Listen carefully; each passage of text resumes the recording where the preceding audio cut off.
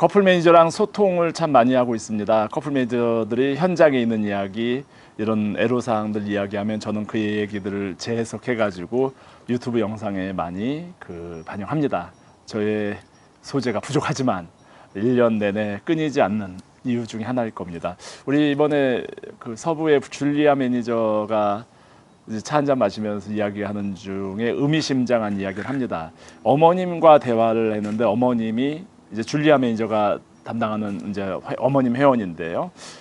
자녀가 이제 어머님이 대신 가입을 했어요. 어머님이 대신 가입을 해서 이제 어머님이 줄리아 매니저가 추천한 프로필을 듣고 자녀에게 이제 추천을 하는데 자녀가 계속 그 거절을 당하는 쪽에 있는 것 같습니다. 그러니까 자녀는 좋아하는데 상대 쪽에서 거절을 당하는 쪽이고, 또 한편으로는 자녀가 또 거절을 합니다.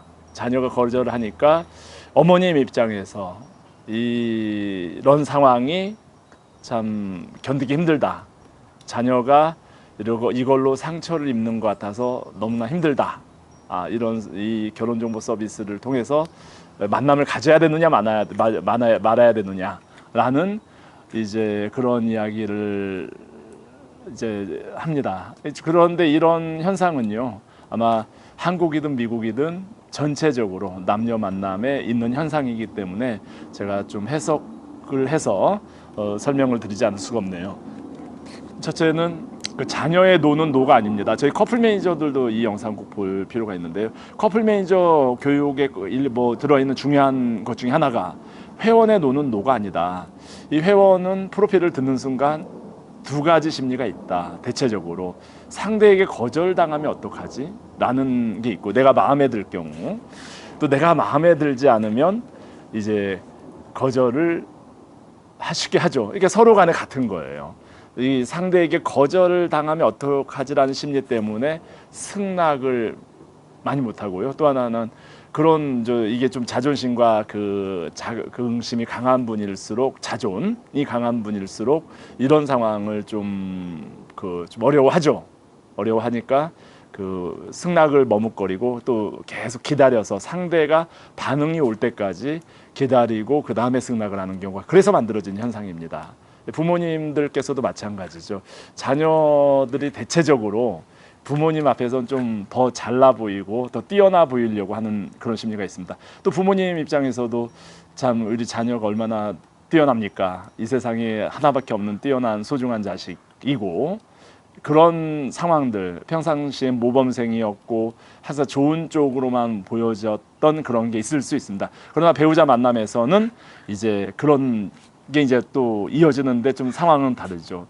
자녀 또 상황에서 상대가 거절당하면 부모님한테 실망을 줄까봐 그런 이제 심리도 있고, 또 내가 더 좀 그래도 더 내가 더 좀 똑똑한 자녀입니다라는 그런 심리를 보여주고 싶은 마음으로 이제 좀 쉽게 거절을 하는, 속마음으로는 만나고 싶은데 겉으로는 그냥 툭 던지는 이런 경우들의 심리가 하나 있습니다. 이때는 커플 매니저들은 회원의 노는 노가 아니다. 그래서 적극적으로 푸시하는 게 필요하고요.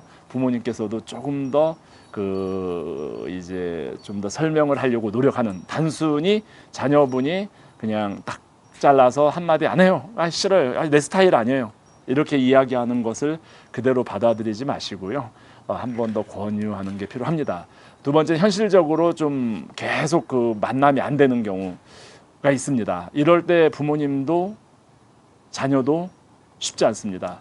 그런데 배우자 만남 자체가 쉽지 않다. 이걸 계속 이런 인식을 하셔야 됩니다. 지금 이런 과정에서 얻는 좀 그런 과정들에서 얻는 좀 피로도 내지 마음 아픔은 그래도 순간인데, 1년이라는 기간 동안에 이런 과정을 거치지 못하고 배우자를 만나지 못했을 때 오는 상황은 이 상황에 몇 배 이상 심하게 일생을 두고 따라올 수 있다는 걸 생각을 하신다면 조금 더 이겨낼 수 있지 않겠습니까? 부모님들께서 인생 성공하시기 위해서 얼마나 많은 과정들을 겪었는지 생각을 하신다면 인생의 배우자를 만나는데 또 쉽게 들어오는 것도 것도 아니더라. 어떤 경우는 쉽고 어떤 경우는 쉽게 되지만 전체적으로 쉬운 건 없더라.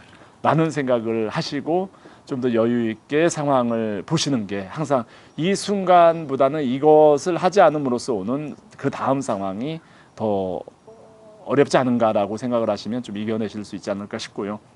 그리고 제가 세 번째 항상 드리는 말씀이 이 자체도 인생에 남습니다. 거절당하고 거절하는 것도 미혼일 때 한번 들어오거든요. 메뚜기도 한철이라는 말이 있지 않습니까? 그래도 배우자 만날 수 있는 그런 시기에 이런 프로필의 상대를 보면서 아, 이런 상대가 있었구나. 아, 나의 비슷한 상대로 이런 상대를 만날 수 있구나라는 그 추천을 받는 상황. 아, 그런 상황조차도 지금 당장을 떠나서요.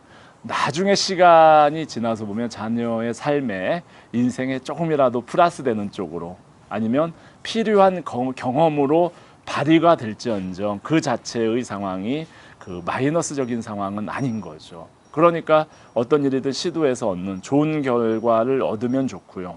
좋은 결과를 얻는 과정에서 이런 마음 아픔 있는 것조차도 그 미혼 시절이고 싱글이니까 가능하다.